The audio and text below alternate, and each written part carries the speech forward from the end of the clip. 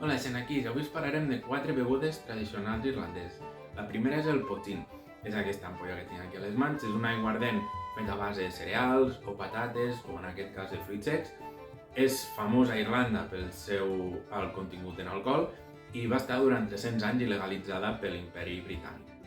El mit, que en català es coneix com aiguamel o hidromel, és una beguda fermentada feta a base d'aigua, de mel i d'espècies i fruites que està associada a l'època medieval irlandesa, sobretot amb celebracions i rituals cèltics, ja que es consumia principalment pels High King of Tara, que eren coneguts com els reis més importants d'Irlanda. La següent beguda és el claret coc, una beguda feta a base de vi vermell, barrejat amb fruites o espècies o inclús altres licors locals, i és una beguda que s'associa amb esdeveniments especials i amb grans ocasions de celebració.